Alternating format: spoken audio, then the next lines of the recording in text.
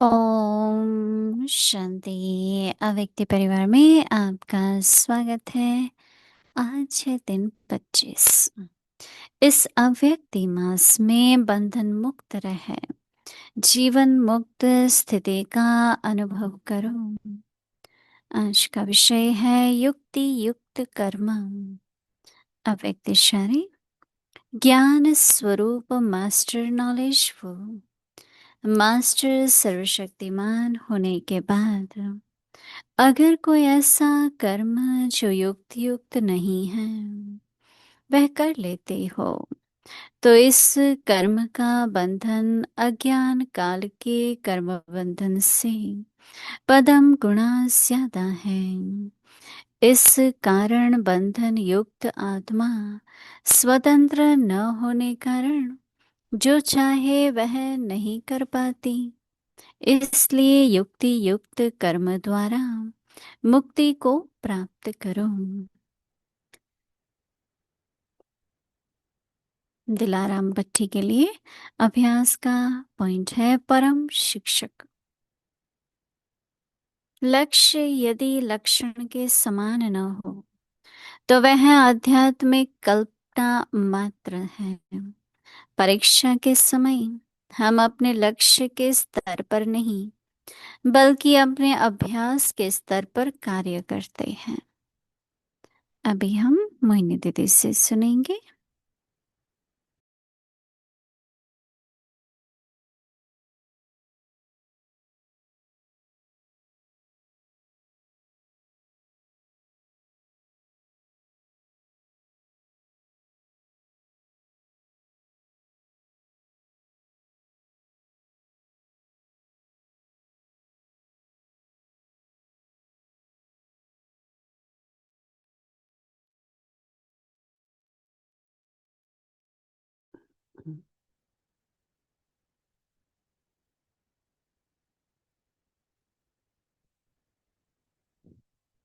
ओम शांति।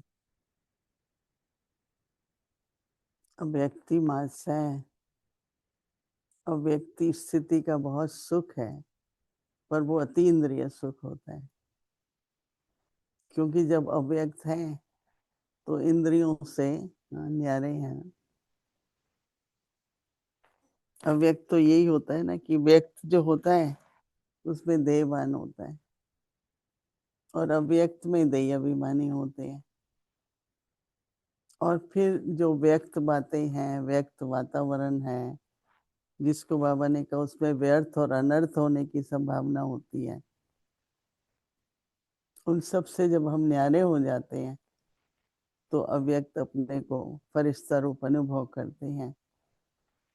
तो उसमें बहुत सुख है।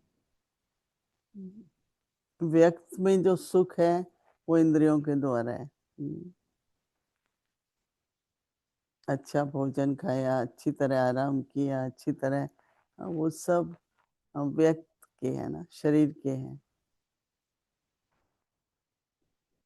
लेकिन एकदम अतीन्द्रिय सुख में रहना वो व्यक्त स्थिति में हो सकता है।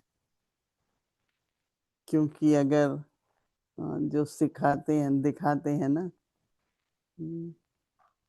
कि विष्णु शेषनाग की शैया पर बहुत ही आराम से लेटे हुए हैं, क्योंकि जब 5 विकार अपने कंट्रोल में होते हैं ना, जैसे सर्प है, शेषनाग बहुत बड़ा सांप माना जाता है ना, तो शेषनाग की शैया उस पर विश्राम कर रहे हैं।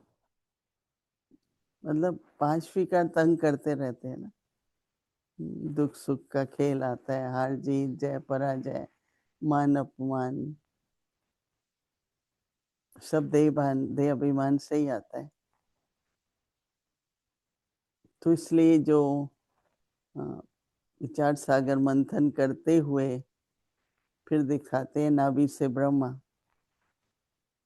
निकले। तो नाभि से तो ब्रह्मा नहीं निकलते ना, पर कैसे विचार सागर मंथन करते हुए तो ऐसे तो हम कहते हैं ब्राह्मण सो देवता, पर आज आ रहा था कि हमारे ब्रह्मा बाबा भी शाम के समय पर पहले बैठते थे, फिर ऐसे लेट जाते थे टांग पे टांग चढ़ा के, और ऐसा लगता था बाबा मगन है। अव्यक्त स्थिति थी, न्यारे प्यारे थे, और उस प्यार में सभी का आत्माओं का आह्वान, आत्माओं को पालना, आत्माओं का सकाश, वो सेवा करते थे। ऐसे तो देखो बाबा शरीर से भी बहुत एक्टिव थे, पैदल चलते थे, भंडारे में जाते थे, कई तरह के। एक बार तो कुआं खुद रहा था, तो काफी देर तक पानी नहीं आ रहा था, तो बाबा नीचे चला गया। तो सब कहने लगे बाबा आपको क्या जरूरत है, आप क्यों गए नीचे।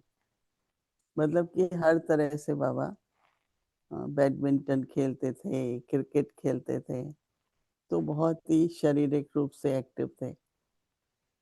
लेकिन शाम का जो समय होता था, कहते हैं ना कि जब शाम का समय होता है ना, वो योग के लिए बहुत अच्छा समय होता है। क्योंकि उस समय पर ऐसा भक्ति मार्ग में मानते थे कि सभी देवताएं भ्रमण के लिए निकलते हैं, वरदान देते हैं सबको। तो जो योग में बैठते हैं, या भक्ति मार्ग में कहते थे जो साधना कर रहे होते हैं, बच्चों को कहते हैं जो अच्छे बच्चे हैं उनको वरदान मिलते हैं। तो इसलिए संगम युग की जो जीवन है, अव्यक्त स्थिति का जो सुख है, उसमें कहावत भी है, एक चुप सौ सुख रहे। कई बार ऐसा होता है कि चुप रहना, जवाब देना जरूरी नहीं होता है, क्योंकि ये पता है कि कई बातें अपने आप में सुलझ जाती है। समय अनुसार अपने निश्चय के आधार से, धैर्यता रखने से समय अनुसार भी बातें ठीक हो जाती हैं। आज बाबा ने कहा ना कि संपूर्ण तो बनना ही है, और बाबा बनाएंगे ही भी। तो मुझे ये बहुत अच्छा लगा कि बाबा बनाएंगे। तो आज मुरली में था कि सुनो, समय की पुकार सुनो, भक्तों की पुकार सुनो, कोई दुखी है उनकी पुकार सुनो। तो क्या करना है, सकाश देना है। अव्यक्त स्थिति में रहकर विष्णु की तरह सब कर्मेंद्रियों पर संयम करके। तो आज भी बाबा जो इशारा अव्यक्त इशारा है, युक्ति युक्त कर्म। तो मुझे याद है कि कई कहेंगे वो आपने युक्ति रची है, वो समझते हैं जैसे हमने चालाकी की है या झूठ बोला है। नहीं, ज्ञान युक्त, योग युक्त, फिर युक्ति युक्त। तो ज्ञान समझ है, और योग एक बाबा से संबंध है। समझ और संबंध को समझकर हमारा सोचना, बोलना और कर्म होना चाहिए। ज्ञान क्या कहता है, क्या सोचो, किसी बात को आप किस तरह से उत्तर दो। तो एक ज्ञान समझाने की युक्ति होती है, एक कर्म करने की युक्ति होती है। तो ज्ञान समझाने की, कोई आता है, समझता है ज्ञान, परमात्मा सर्वव्यापी नहीं है आप कहते हैं। दूसरा होता है कि आप बाबा का परिचय दो ठीक से, परमात्मा पिता हैं, परम धाम निवासी हैं, हम कहते भी हैं कि ऊपर से आ जाओ। तो पूरा परिचय देने के बाद बोलो ऐसा पिता है, हम उसके बच्चे हैं, तो वो सर्वव्यापी कैसे हो सकता है। हम में सब में आत्मा है, पर परमात्मा नहीं है। तो बहुत मधुरता से पहले पूरा परिचय दे करके, ऐसे गीता का भगवान श्री कृष्ण नहीं है तो बहुत रिएक्शन होगा ना।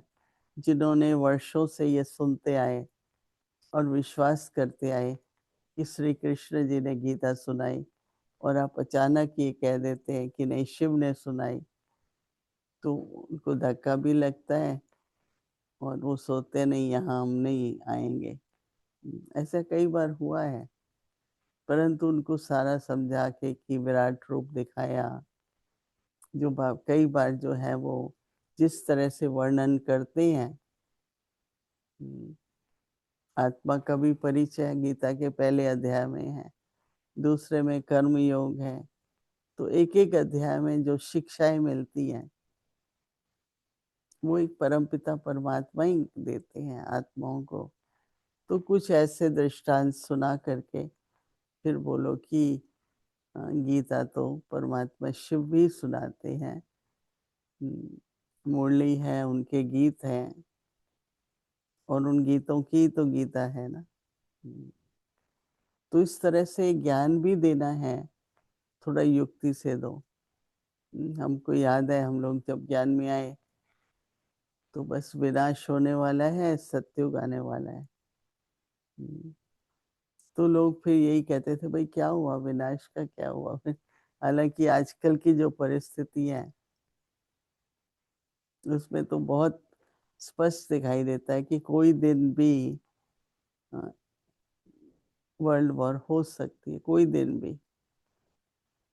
इस तरह के आज के सरकमस्टांसेस है, हमको कहना नहीं पड़ता है। अभी तो यही कहना है कि स्थापना हो रही है, आप भी स्थापना में भाग लो, मन वचन कर्म से स्थापना के कार्य में सहयोगी बनो, खुद राजयोगी बनो।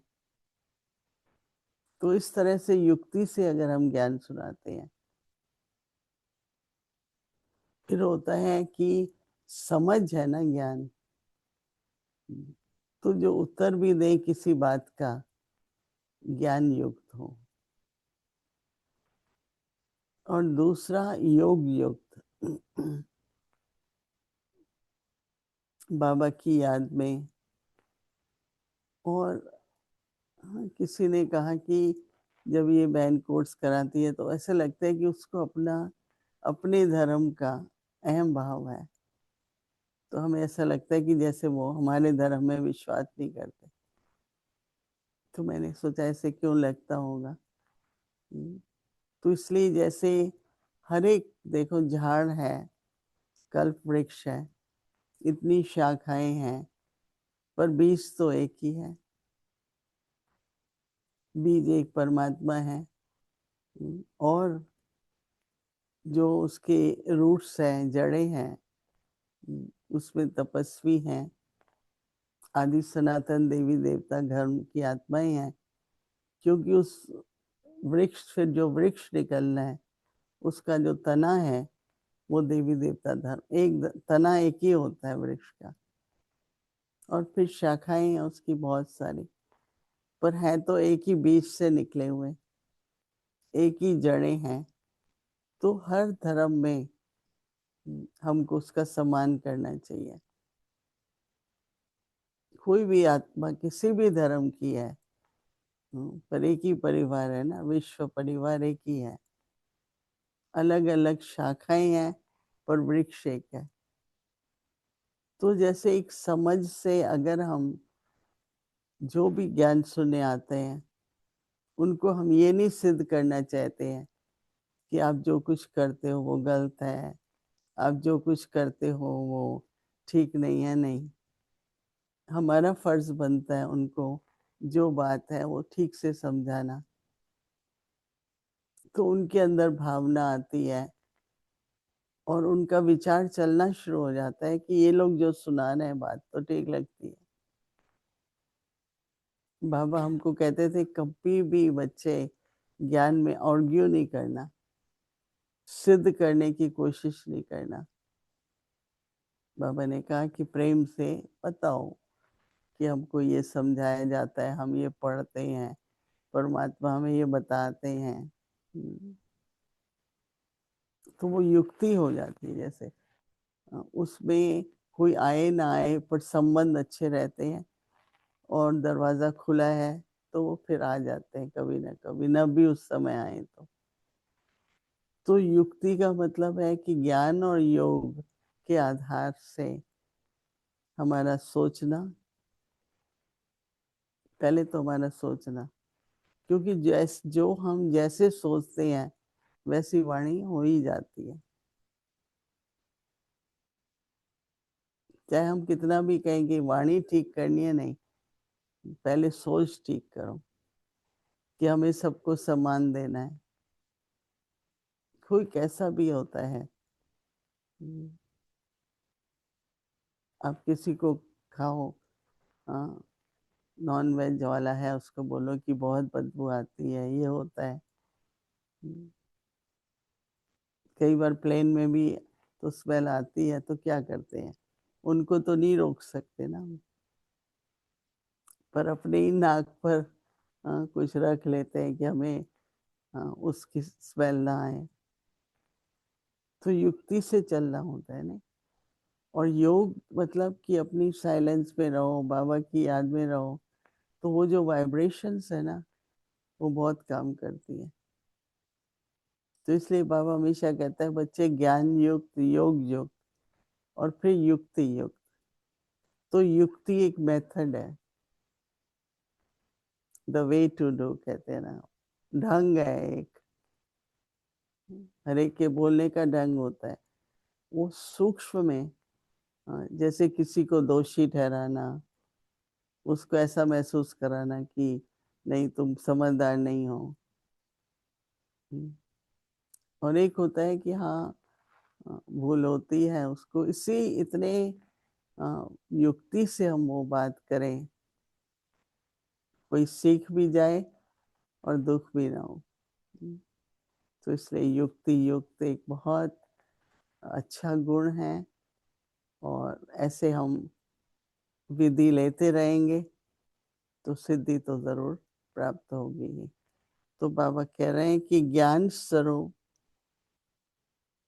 मास्टर नॉलेजफुल, बाबा के बच्चे हैं ज्ञान के सागर के, ज्ञान स्वरूप, मास्टर नॉलेजफुल, मास्टर सर्वशक्तिवान होने के बाद अगर कोई भी ऐसा कर्म जो युक्ति युक्त नहीं है,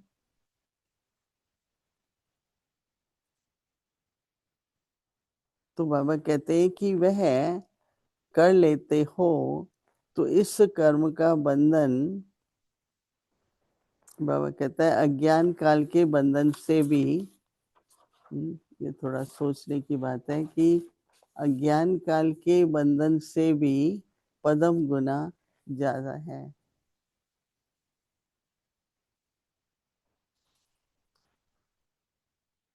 क्योंकि जो भी देखो विघ्न आते हैं ना, मुझे याद है हम जब ज्ञान में आए तो बहुत रोकने की कोशिश करते थे, तो हम कहते थे ठीक है नहीं जाएंगे। तो उनको खुद ही रहम पड़ता था, अच्छा जाओ जाना है तो। लेकिन अगर सामना करते हैं ना, अभी माँ बाप कहते हैं तो वो अपने हिसाब से ठीक ही कहते हैं ना, कन्या हो फिर बाद में क्या होगा, वो तो अपनी तरह से ठीक ही कर रहे हैं ना। पर हमें पहली बार ऐसा हुआ ना, पहले साधु संत महात्माएं थे, बहनें तो बहुत कम सन्यासी होते थे ना। अभी तक भी कई धर्मों में कभी बहनों को टॉप पे नहीं रखते हैं, पोजीशन पे।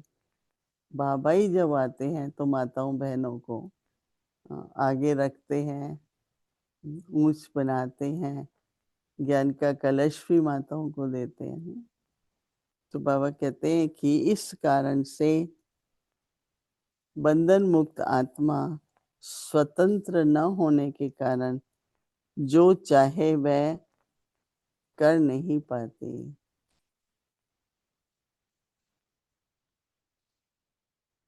रोज अपने को रिफाइन करना है, हमारा सोचना भी बोलना भी रिफाइन होता जाए, अलौकिक होता जाए। ज्ञान तो सभी के पास है, सुनाने वाले के पास भी है, सुनने वाले के पास भी है। लेकिन हम बच्चों का युक्ति युक्त, अनुभव युक्त, प्रेम से जो कुछ भी हम अनुभव बताते हैं, उससे आत्माओं को प्राप्ति होती है। बाबा कहते हैं इसलिए युक्ति युक्त कर्म करके मुक्ति को प्राप्त करो। जैसे एक छूट जाते हैं ना,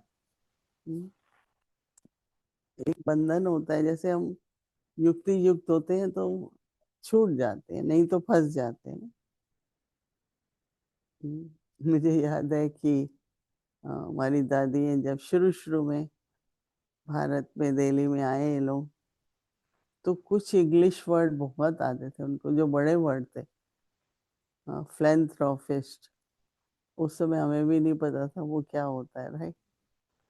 और कुछ ऐसे शब्द बोलती थी तो लोग सोचते थे तो बहुत पढ़ी लिखी है, इतनी इंग्लिश बढ़िया बोल शब्द बोले, तो वो उनसे इंग्लिश में बात करने लगते थे, तो वो लोग कहते थे नो इंग्लिश। अच्छा, तो कहने का भाव ये है कि ऐसे ही शास्त्रों का बाबा कहता था, तुम एक रेफरेंस देंगे ना, वो तुमसे 10 क्वेश्चन, और तुमने तो पढ़े नहीं है, तो कोशिश करके बाबा जो उदाहरण देते हैं ना, वो उदाहरण दो, तो आपके लिए इजी रहेगा। और आप उसका तो युक्ति से ही मुक्ति मिलती है, इसका अनुभव हमें करना चाहिए। और बाबा जो कहता है ना कि मुक्ति भी मिलेगी उससे, तो उस पर अटेंशन देके समझ से चलना, हर कदम पर। अभी भी आज भी समय ऐसा है कि युक्ति युक्त होना पड़ता है। कई कहते हैं हम तो फ्रैंक हैं, जो जैसा है सुना देते हैं, तो फ्रैंकनेस जो है ना वो ऐसी नहीं होती है। हाँ, सच्चाई रहे, झूठ तो नहीं बोलेंगे ना, लेकिन युक्ति से तो बोलेंगे ना। दादी जानकी ने एक कहानी सुनाई कि हमारे पड़ोस में कुछ झगड़े चल रहे थे, तो पुलिस आई, पूछा आपको सुनाई पड़ता है? तो दादी ने कहा नहीं, सुनते तो नहीं है बहुत, हमें तो नहीं सुनाई पड़ता है। तो किसी ने कहा आपको पड़ता था? दादी ने कहा हाँ। तो आपने क्यों नहीं बताया? तो दादी ने कहा मुझे थोड़ी गवाही देने कोर्ट में जाना है। तो न्यूट्रल हो जाते हैं ना जैसे। कई तरह से ऐसे अच्छे अच्छे उदाहरण हम सुनते हैं जो यज्ञ में हमारे बड़ों ने यूज किए, उसी युक्ति से हमें भी यज्ञ को निर्विघ्न आगे बढ़ाते जाना है। तो सभी कुछ मिनटों के लिए युक्ति युग से मुक्ति मिलती है, इस पर संकल्प रख करके अपने मन बुद्धि को एकाग्र करेंगे। ओम शांति।